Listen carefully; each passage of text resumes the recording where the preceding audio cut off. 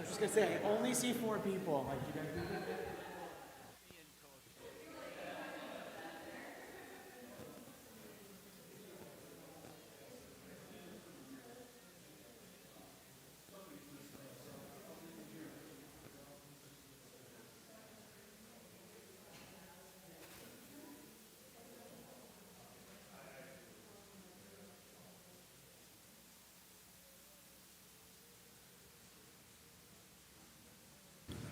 Okay.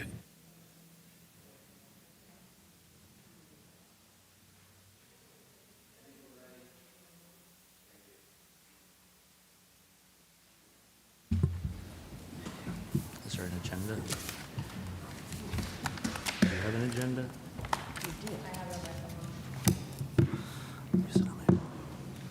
Good evening. Welcome to the Historic Architectural Review Board for the City of Scranton. This is our March 12th meeting.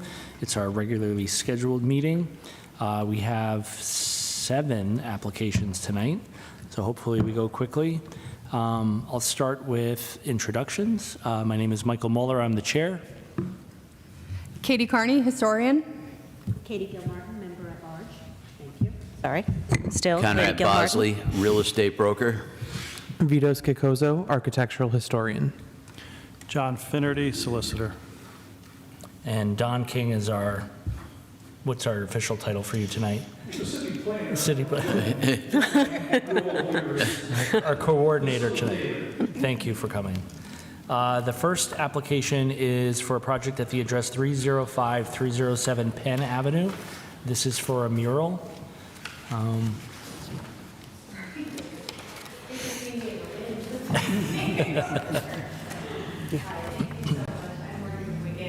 Lackawanna County, and I'm here on behalf of the county and Scranton Tomorrow Mural Arts, which has entered into a joint partnership to do another mural. So this one, we often use murals that also tell a part of our history that hasn't been told before. So I know it's a little pixelated. I think you got them. This is a vaudeville mural that will be completed by John Ladeacre. He's a artist from Philly who specializes in this style of art, the Trump Loyal. So each of these baubles will have a famous entertainer who played in Scranton.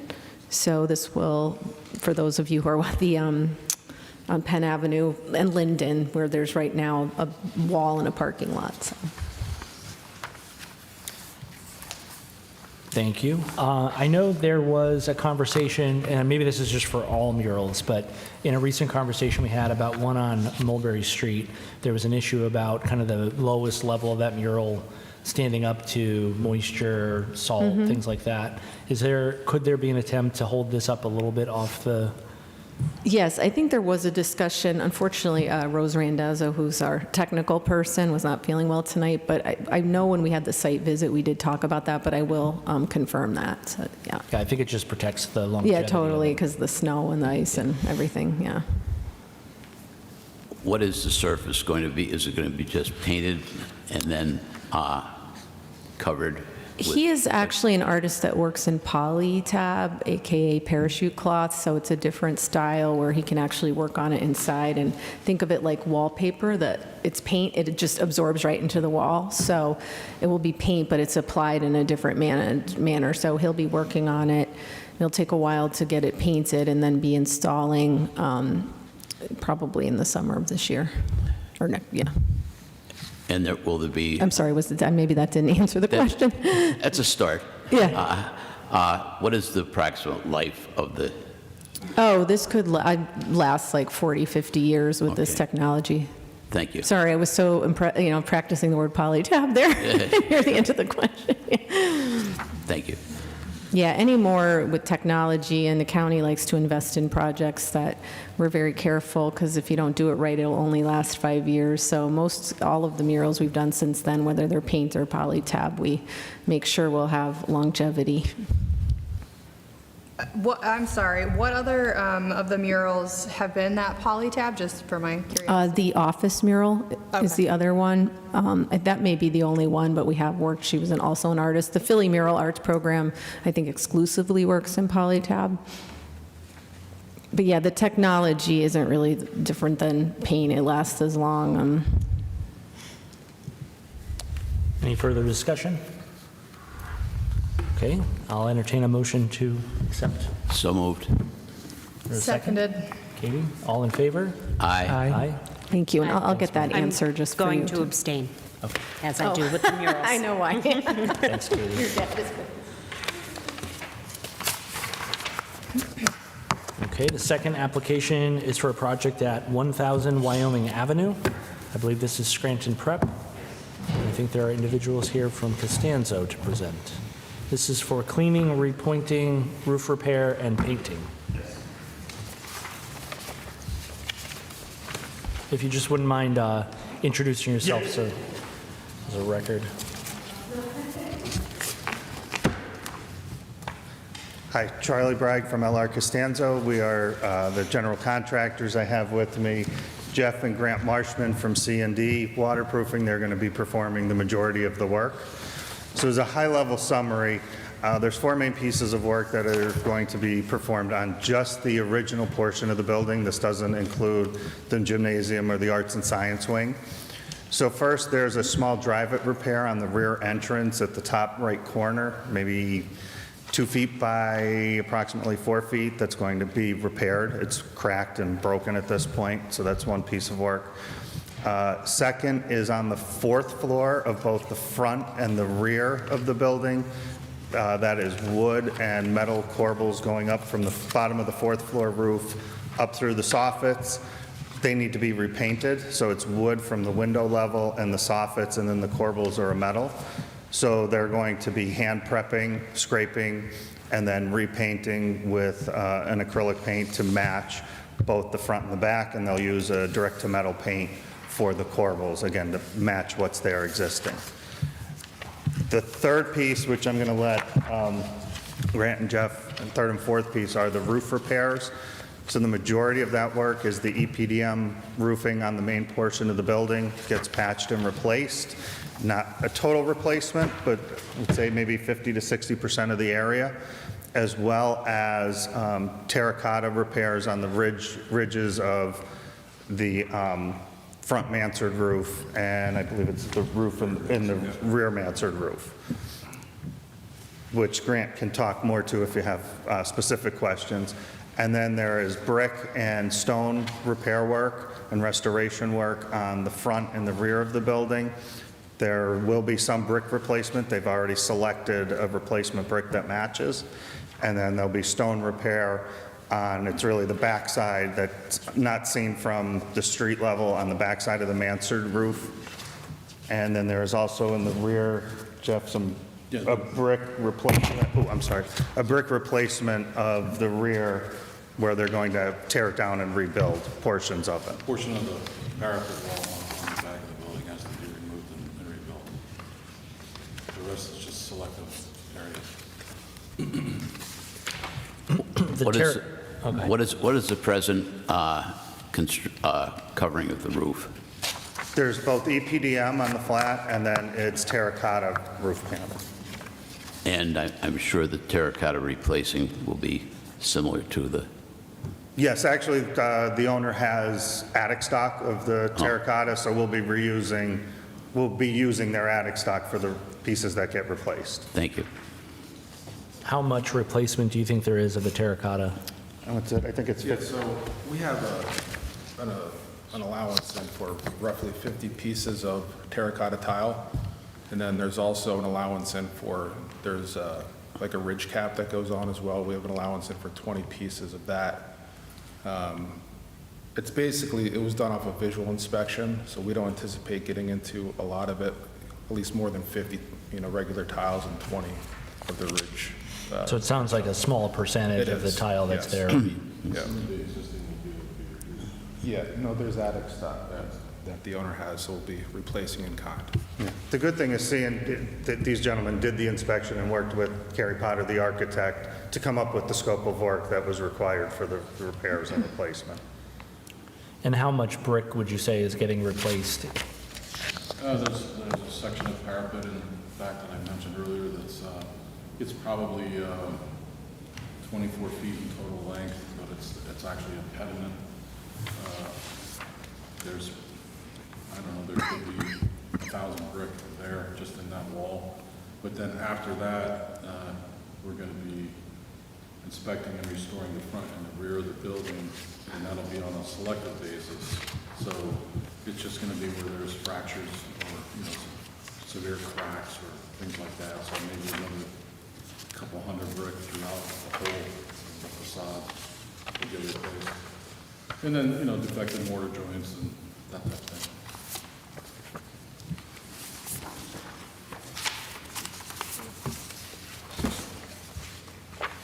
When looking at the rear parapet, is it edge to edge, or is it like a middle chunk? I guess I know the brick to match is probably going to be as close as you can get based on what's available today. How confident are you that it's going to blend in, or will it be like edge to edge I think we have. replacement? It is going to be a continuous piece.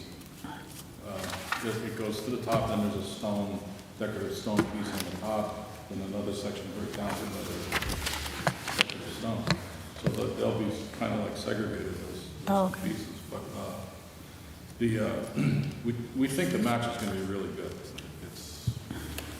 Obviously we have to do a mock-up and look at it further, but I think it'll match well. I think it's a great project, and it's nice to see a building like this get restored properly and have the investment it's getting. So thank you for coming in and presenting. I don't have anything further.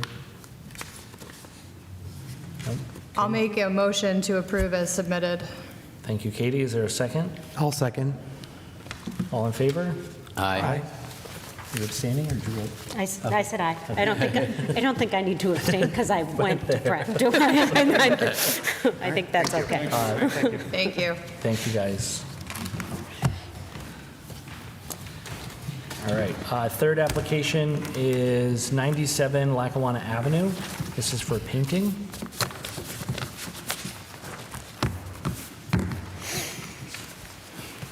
I don't think anybody's here for that. Typical.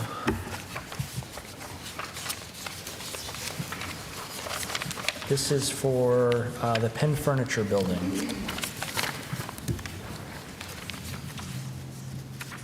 Do you guys have enough information to consider this, or do you have questions for the applicant? The question I had, actually, before we even got this information, I happened to be driving by there and remembered that we at one point approved a sign, and it clearly is not there now. I don't think it has been there and gone. No. And I guess I'd be interested to know, are these two projects going to marry now? I don't know that prohibits us from proceeding here, but I would be interested to know what their plans are. Anyone else? I'd be okay considering this. I think it's a simple paint project. Yeah. Okay, is there a motion to consider? So moved. Okay, second. Second. Conrad, all in favor? Aye. Aye. Okay. Motion carries. Still wonder what happened to the first. Yeah. Fourth application, 318 Penn Avenue. This is for a new sign and for painting.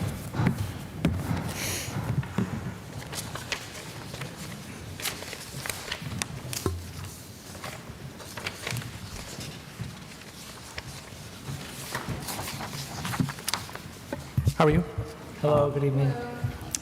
My name is Daniel Horn. I am an engineer and owner of KSG Engineers located at 711 Davis Street.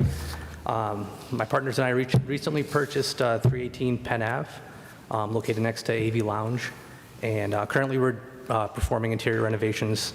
In about a month or so, plan to move our offices there. So tonight we're here to seek approval for a couple exterior renovations and modifications we want to do to the building. We want to seeking appropriateness approval for lighting, signage, and paint as well to the storefront and window systems. Do you guys have color I could share? We do not have color. If you have it, that would be helpful.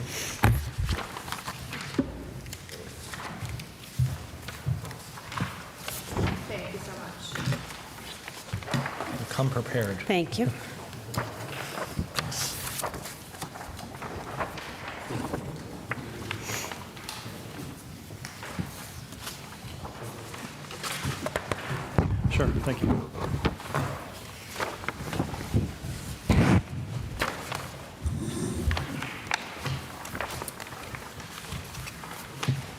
So signage, or I'm sorry, lighting, we're looking to add 2 elements of lighting. So third floor, we're looking to add up and down can-style lights. If you're familiar with that building at nighttime, the rest of the block is well lit. So we're trying to match our neighbors to blend in well. I think it's noticeable right now that the lights, there's no lighting on that building. Also looking to add 2 wall sconces at the ground level. You can see those as well in the rendering, and then there's some detailed information as well at the back of the application for the 2 proposed light elements. So light elements and then signage. Also, I think it's page 5, you'll see the sign we're looking to install. Pretty simple. It's we're engineers, so it's a steel beam with our basic logo, rectangular shaped logo. That would be painted black to match the front door and railing. That'll be up front, as well as the lighting elements.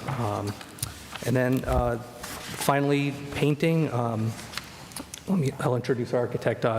We work with Martina Beccarella. She's Scranton-based as well here, and well-versed in historical preservation. So her team gave us some great options to looking at historical colors and what would blend in well with the neighborhood. And we came up with this scheme.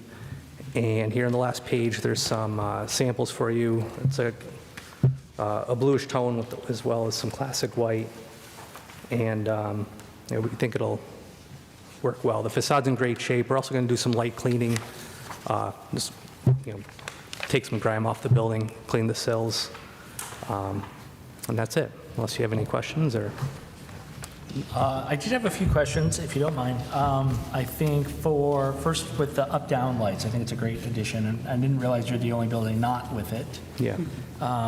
And most people have opted to run conduit exposed on the facade, which I think is not the right way to do that. Is that your intention, or will you be running power from the inside?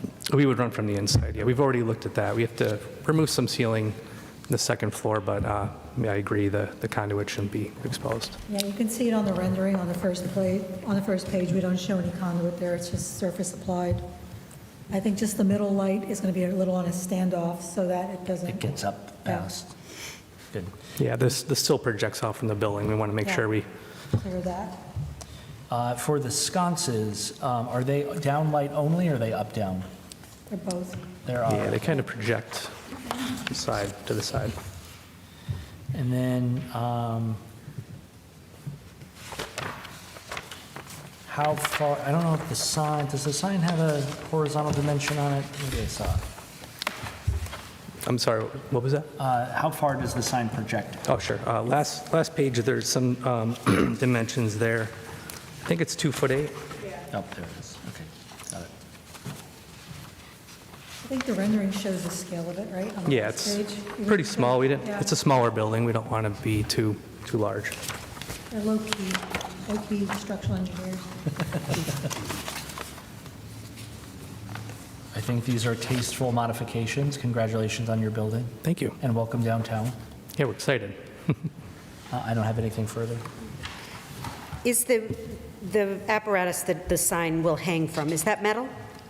Or is it It's a steel beam that'll Okay. project from the building, be bolted to the brick wall. Are the finishes of all of those things the same? Because on the samples here, the can light looks a little more black, and the sconce looks a little more like an oil-rubbed bronze. Will they all, The intent is for it to be everything black. to be the same? Okay. Great. I'd make a motion to approve as submitted. Is there a second? I'll second. Thanks, Conrad. All in favor? Aye. Aye. Thank you. Motion carries. Congratulations. Congratulations, welcome. Thank you.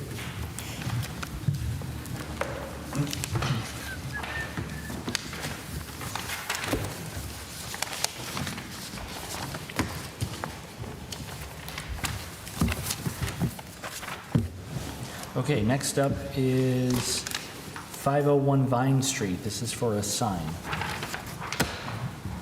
I believe this is Lackawanna Not yet. College. This is my own. I think you're okay. Hi, good evening. If you wouldn't mind just stating your name for the record. Sure, it's Wendy Kern with Bartush Signs. And they're proposing 2 signs over at the Lackawanna College.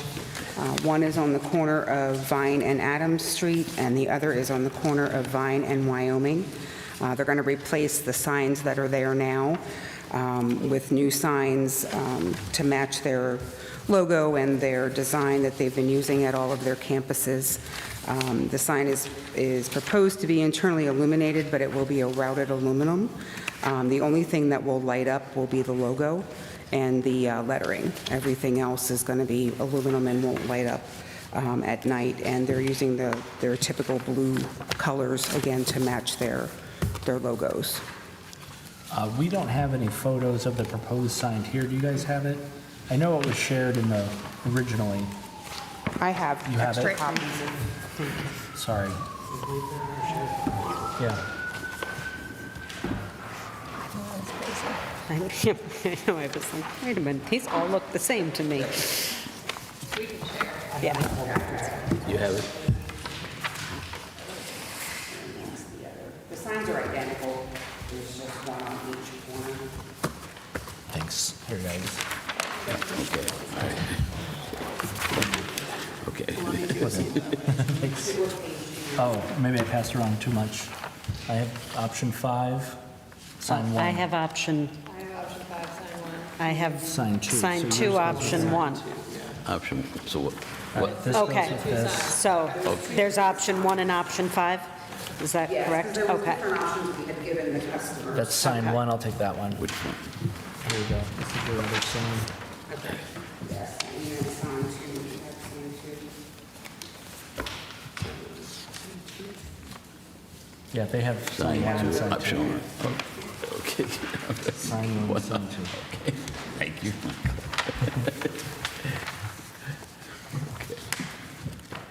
So the current structure that's there, that's going to be completely taken away? and- Yes. Are you responsible for the sign base?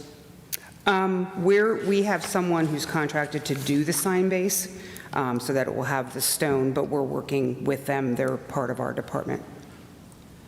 Do you know what the top material is on top of the cultured stone before the sign gets out, or is all that part of the signage that caps the stone?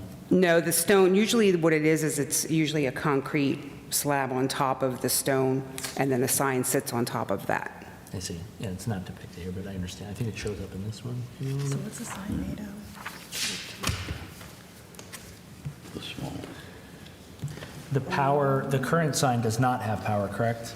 There is external lights there, I see. so they will use the power from both of the external lights to power both signs. Okay. Any other discussion? The pillars as they stand in the original sign, what is the material there? Do you know? The existing ones? Yes. I believe it's a stone as well. It will be similar to... But not a cultured stone?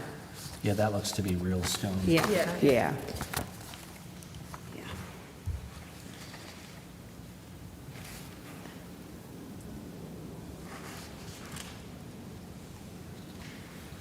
I'm troubled by this.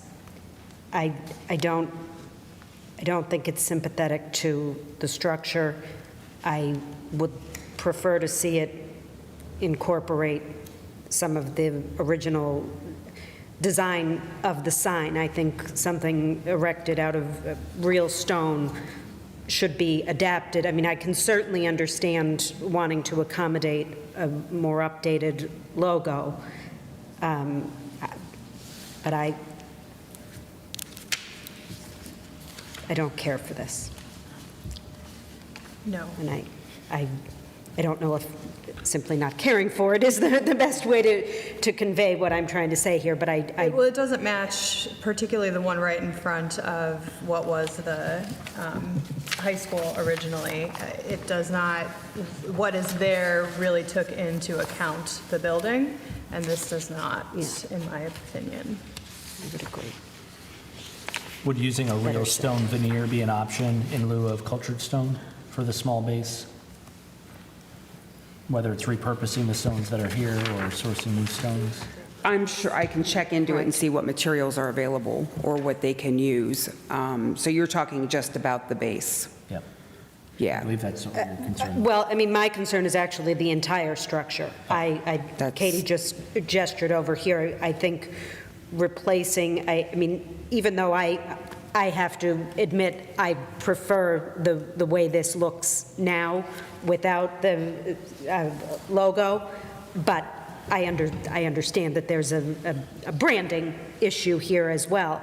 I think even if it were this image inserted into this existing structure, that might marry a little better to the building while still allowing for the more updated branding of the college.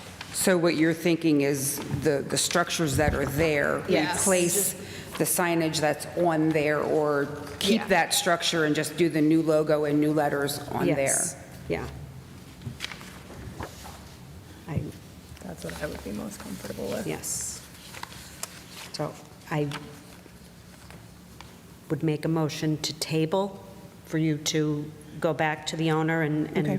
potentially discuss these changes and Okay. come Are back. you, Is that- with the lettering, if they would choose to do, this was going to be internally illuminated. Do you have any quorums on backlit letters or adding lighting to the letters or the structure versus exterior lighting?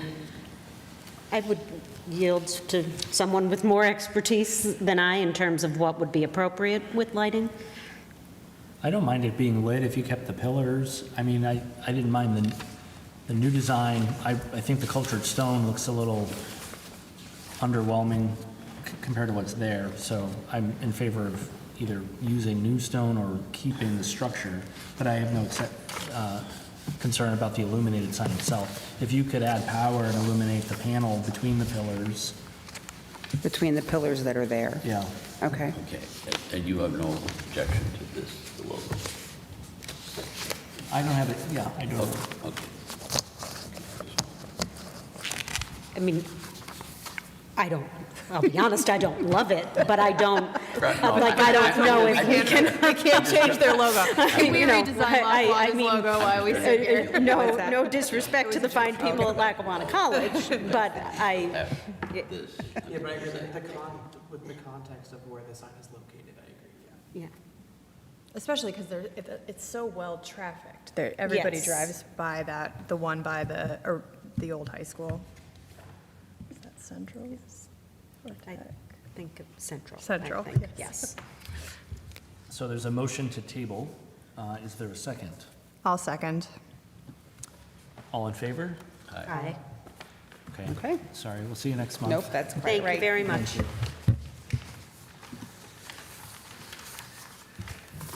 Okay. Next application is 201 Lackawanna Avenue. This is for a sign.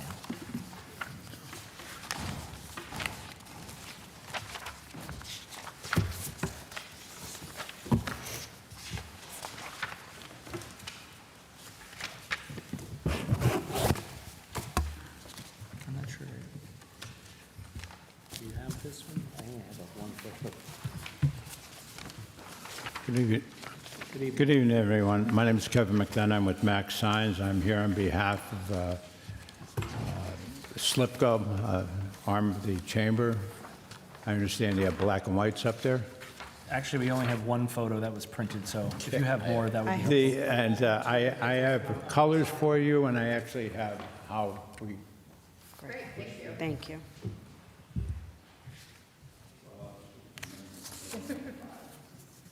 Katie and I can share. Yep. Thank you. I'm fine, thanks. Thanks, Kevin.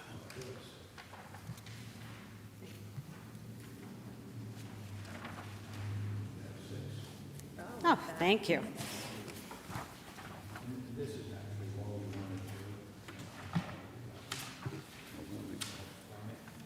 That's just across the street. Yeah, it's just contact. Thank you.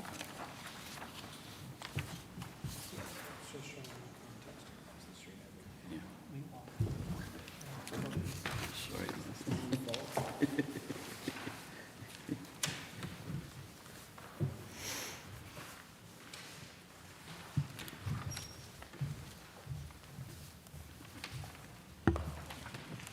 Okay, what we're wishing to do is, the existing sign is the lower portion. We're looking to add the top sign, Scranton Enterprise Center.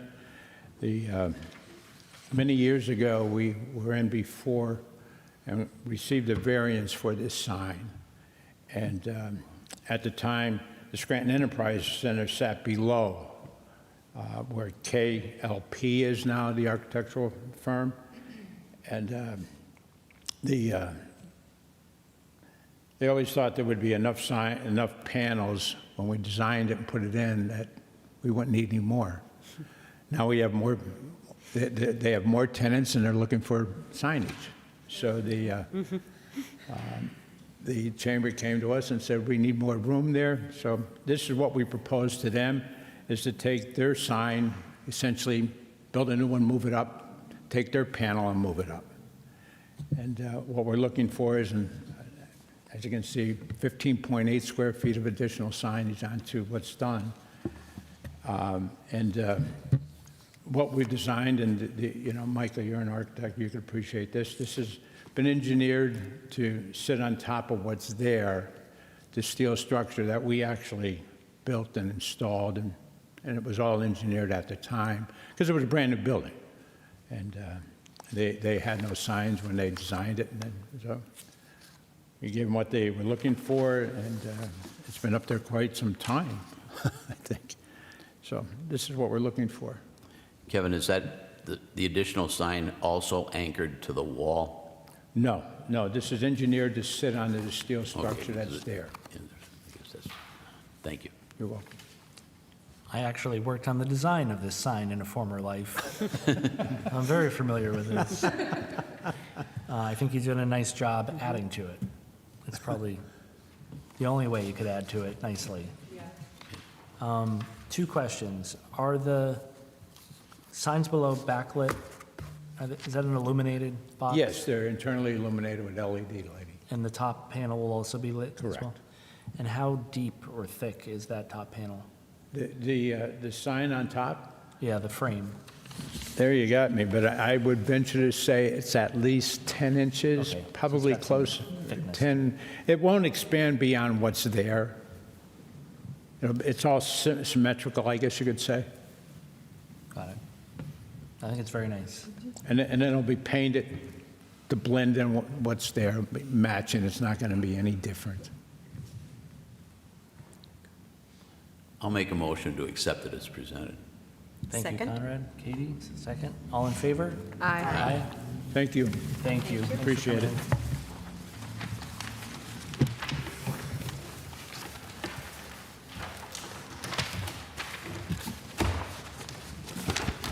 All right. Welcome back, Don. Hello. This is for an application at 317 Linden Street. It's for the gates across Howley Court. Thank you. Thank you. Don, is that the letter from Scranton tomorrow? Yes. Oh, good, because I forgot to print them out. I was going to read it from my phone. No, thank you. So I feel like I'm always coming here for something a little confusing. Here's another one. So the purpose of this application is the alleyway, I think it's Howley Court. Spoke to Scranton tomorrow about it. They actually approached me probably maybe 2 years ago at this point. There's been concern about homeless people, people doing drugs, things they shouldn't be doing in that neighborhood, in that alleyway. So we spoke to some of the other neighboring property owners about, hey, can we all participate in putting a gate on both ends that firefighters can push to get out? Or, I'm sorry, residents can, with a push bar to leave the alleyway for safety, for egress. And then the firefighters would have a knockbox lock in the front to open it in the event they had to go down that alley, or if anyone had to. Property owners would have a key to it. So I guess I kind of got stuck with spearheading this project, which I did. I don't even know who's even still support. I mean, everyone's in support, but I'm probably going to be footing the bill for it, but I'm okay. I have a building on both sides, and it's a problem. So I spoke to Don King about it. It's technically not 317 Linden. I didn't know how to apply for it, so it's going to be attached to 317 Linden and the GAR building next door for the gate down the alleyway, which Do you guys have those photographs? If not, I have. Yeah, we have. Okay. So you're probably looking like, where did you get a gate like that?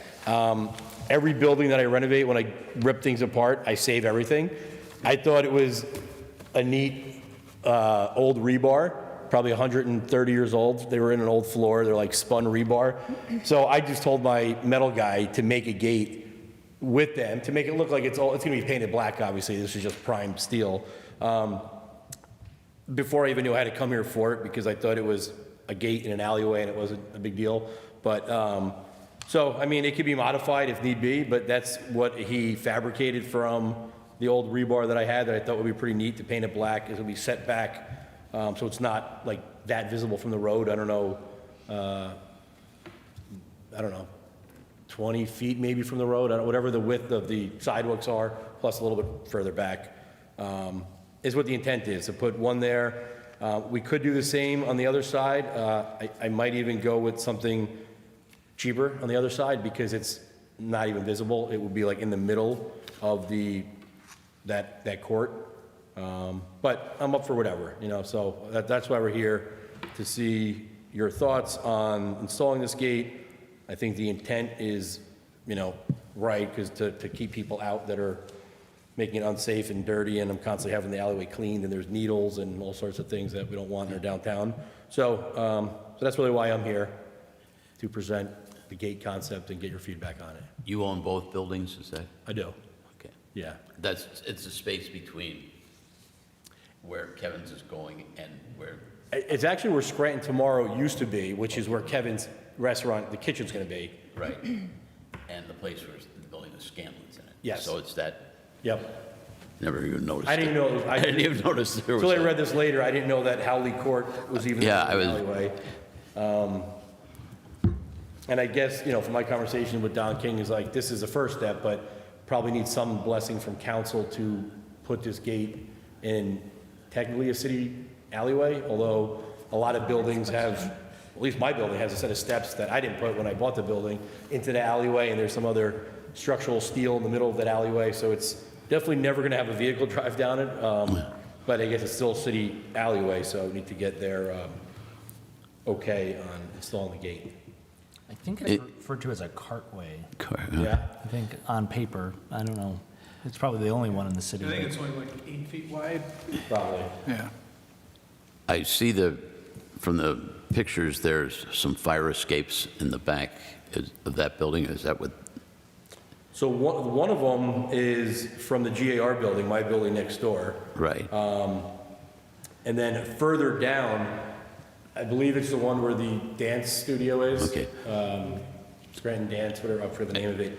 That building, which I believe is condoed out, so every floor is owned separately. Yeah. But that fire escape, which is in pretty rough shape if you look down the alleyway, and from what I understand is from looking at it, when 317 Linden, before I owned it, caught on fire during the construction, Yeah. maybe their fire escape was tied into the old building, Okay. because it's literally like torched, cut, and there's like temporary shoring.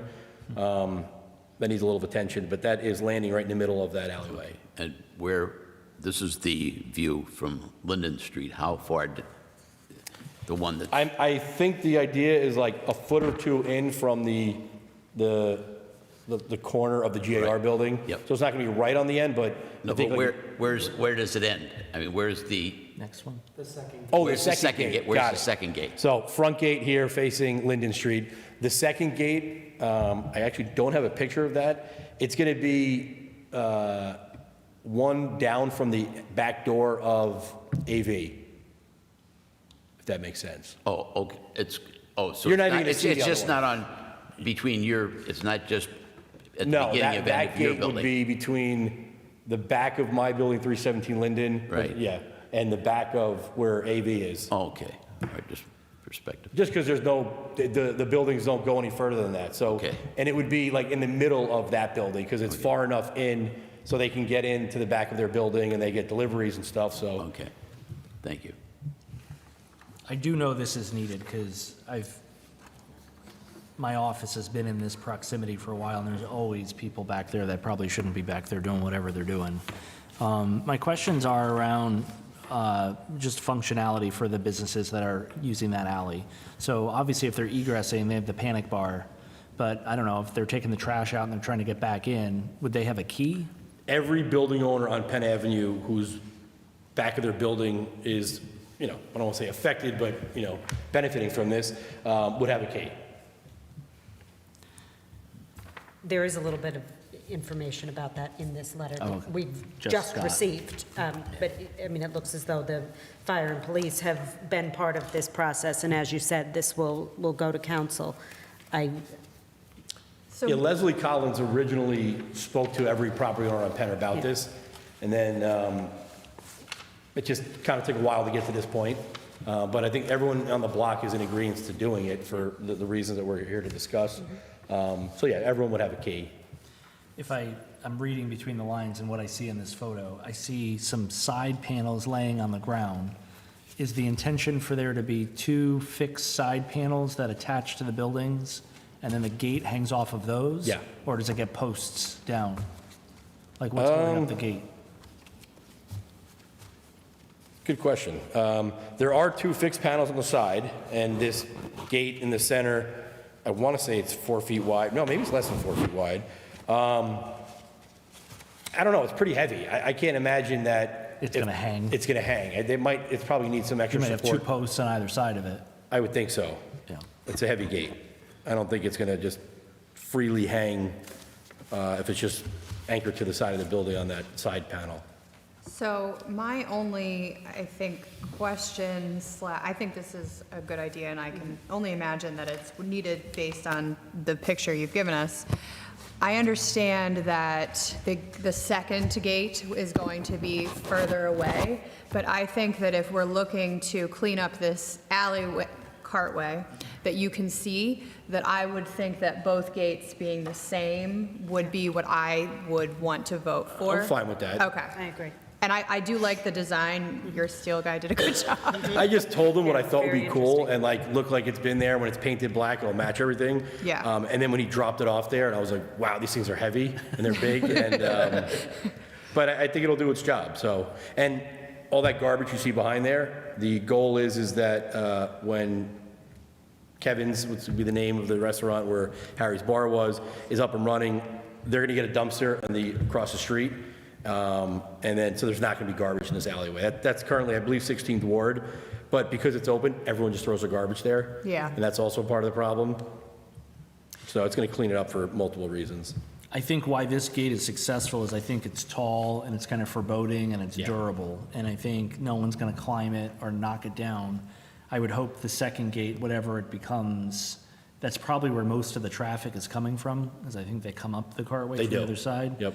So, and that one's, because it's so tucked off of Mulberry, I think it's more ripe for vandalism. So I would hope that gate becomes as sturdy or durable, because that's probably going to be the one that takes the beating.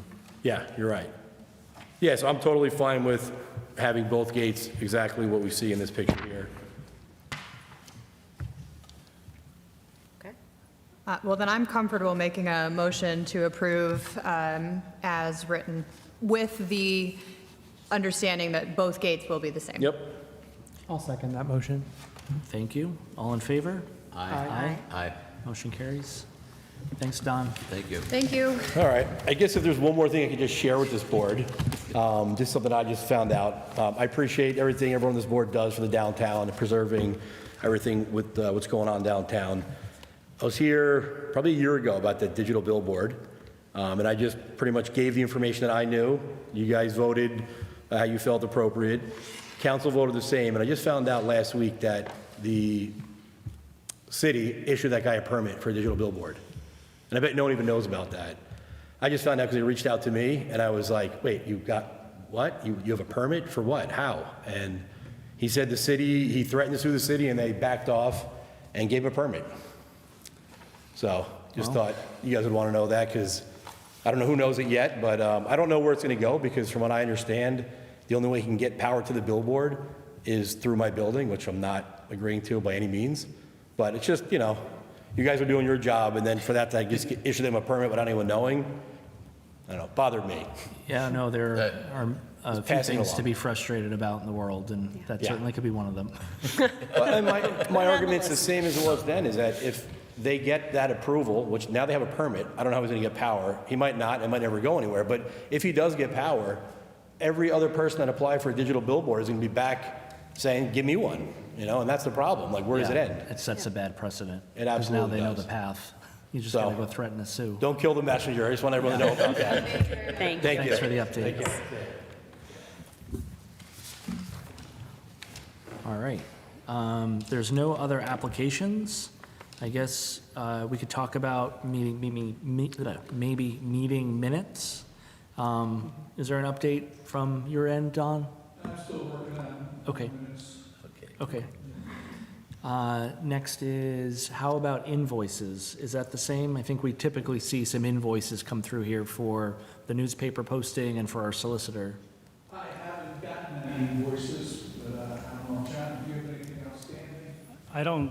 I don't know that there's anything outstanding, Mike, but I'll certainly check on that for next month. Yeah, I just didn't want to lose track of it. I know we're kind of going through some Yeah, transition here. I appreciate that.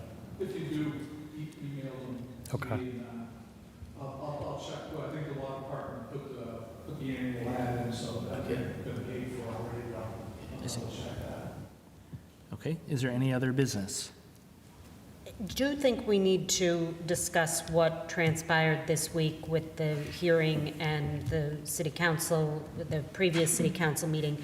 But I don't know, John, if you would advise us to wait until that comes back and is on our agenda, or if we want to discuss that as new business at this time? Well, I mean, it's certainly going to come back to us to vote on it, but if you have any specific questions about the procedure, I mean, we can talk about that now. I do. I think I've been confused about the ordinance, and in particular, 1848 responsibilities of the governing body, which I believe would be city council. Under letter C, criteria and procedures, there's language that says the governing body of the city of Scranton shall consider the same factors as considered by the board, which would be us. So my understanding, and Mike and I even went to a caucus a year or more ago and had this conversation relative to a property at the carriage house, the University of Scranton. I was interpreting that language to mean that whatever information came to HARB, because I get stuck on the word shall versus may, so I was going with shall. My understanding was that whatever information came in the application was presented to HARB, as it was presented to HARB, was what City Council was to consider. That if an applicant said, we want to demolish this building because it's blue, they couldn't go to City Council and then say, and the roof blew off it. City Council could simply consider the information that had been presented to us. Now, you may have a different... I don't interpret the ordinance the same way, Katie. Okay.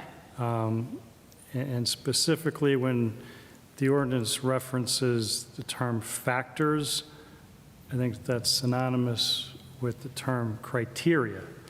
Okay. Because it's referencing an earlier section, which, you know, it's saying the factors that the board has to consider in section 1842B. So if you go back to 1842B, it's using the term criteria, and it gives you a list of the criteria that the board is supposed to consider when they're reviewing an application. And it just talks in broad terms of the different types of criteria you're supposed to consider. You know, we can go through those 6. I have the ordinance in front of me. The broad historical value representing the cultural, political, economic, social history of the city, the relationship of the structure to historic personage or events, the specimen architectural types representative of a certain period, style, or method of construction, the general historical and architectural nature of the landmark or historic district, or of other buildings and structures in the immediate proximity, the appropriateness of exterior architectural features which can be seen from a public street or way, and the last criteria is the general design, arrangement, texture, material, and color of the building, structure, or landmark, and the relationship of such factors to similar features of adjacent buildings and structures in the historic district or the immediate vicinity. So that section that you cited is referencing back to the section I just read. Okay. Nowhere in the ordinance did I see where it said that when city council reviews an application upon appeal from a denial decision from this board, that they can't consider supplemental information or documentation. Okay. So specifically as it relates to the Mattis building, which is the one, the application was submitted by Fidelity Bank, we know that the documentation that city council reviewed had additional materials beyond what this board reviewed. And, if this board did have those documents at the time it reviewed the application, I suspect that maybe the board's decision may have been different, because the documentation that was missing was very important. There was obviously documentation from the City of Scranton that said that that building had been condemned because it was unsafe, okay? So that was the first thing. The second thing was there was a structural engineer report documenting, again, how unsafe the building was, but also that the building was economically not feasible to repair. So again, this board didn't have any of that information. So maybe your decision would have been different, I don't know, but it certainly makes a difference. But I mean, to answer your question, I don't see anything in the ordinance that prevents city council from considering those, additional information or documentation. Okay.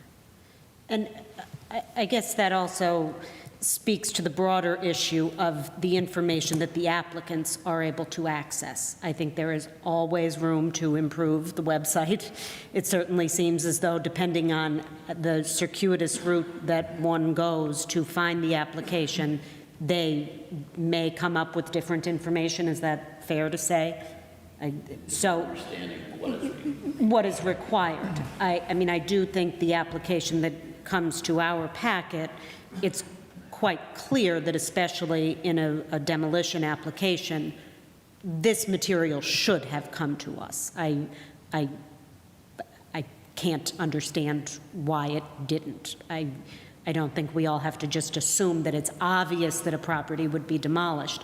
I think we have to share that information to justify that that is a reasonable decision, because I personally, and I'm sure my colleagues feel the same way, am very troubled, and I think we'll have more opportunity to discuss this when the application comes back to us, but I'm very troubled that once again there has been a picture painted that HARB somehow overlooked a safety issue and was perhaps careless in its decision, when that is not what the application indicated to us. And I certainly think that the city council members have a duty and a responsibility to consider public safety. But once again, the conversation has shifted to, well, how could you possibly think this building didn't need to be demolished? You're being irresponsible, you're being careless, you're taking people's lives into your hands. And that is not the information that came before this board to be considered. So I think it's important that we make sure that whatever information the applicants are accessing, it is consistent and accurate. And I guess maybe now, lesson learned, HARB has to say, anytime something like this comes up, if we say no, are you going to say it's falling into the ground? Because now's the opportunity to tell us that. Well, the board can only act based on the information presented. Right, which is So- what we did. Right.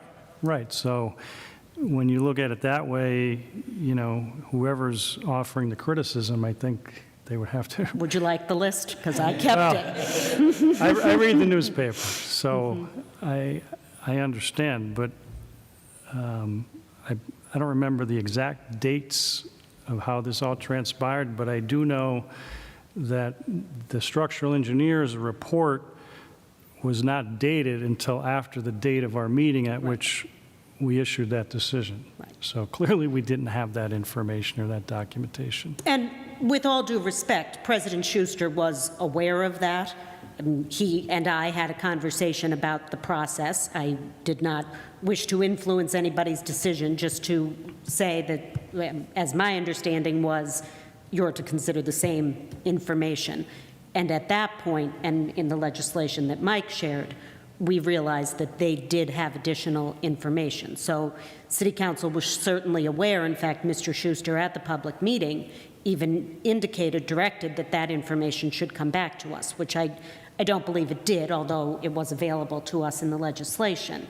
But I think going forward, we need to make sure we are all getting the same information. And I frankly, although it was called out at the March 3rd meeting, I would have appreciated, which is a personal conversation, I suppose, but would have appreciated if one of the council members reiterated the fact that HARB did not have that engineering report because it did not exist for our meeting, and that the condition of the building was not the impetus for the application.